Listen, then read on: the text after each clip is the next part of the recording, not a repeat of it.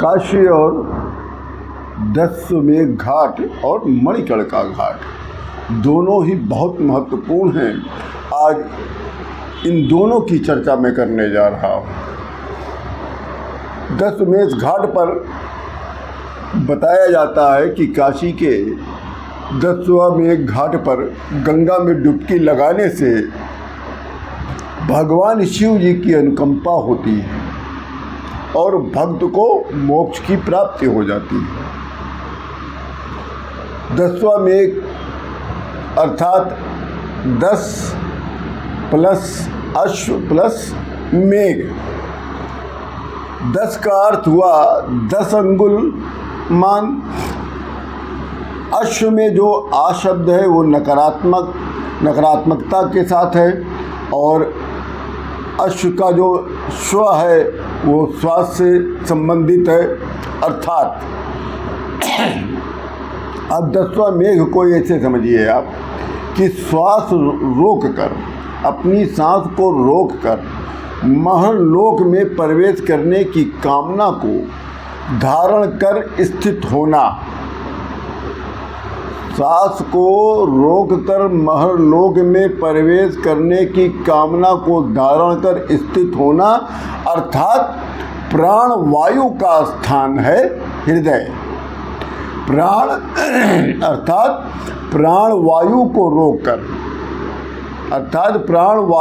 रोककर हृदय अनाहत चक्र से 10 अंगुल माप से ऊर्ध्व में कंठ विशुद्ध चक्र है, जिसमें साधक योगी महर्लोक में प्रवेश करने की कामना की धारणा कर स्थित होता है।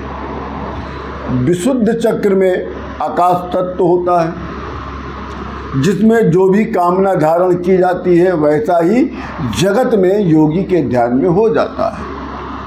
यहाँ मोक्षदायिनी गंगा में डुबकी लगाने का जो प्रयोजन है वो ये है कि योगी की आत्म चेतना विशुद्ध चक्र से ऊर्ध्वमुंड में प्रवेश कर महर्लोक में जहाँ उसको मोक्ष की प्राप्ति होती है।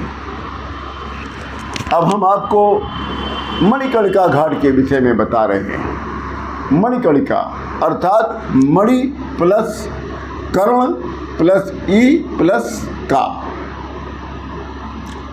अर्थात नाभि में स्थित मणिपुर चक्र के अग्नि तत्व को ऊर्ध्व कर दोनों कानों के ऊर्ध्व पर स्थित कपाल में सहस्त्रसार याज्ञा चक्र में बिंदु में स्थित करना, जहाँ की गई कामना फलीभूत होता है।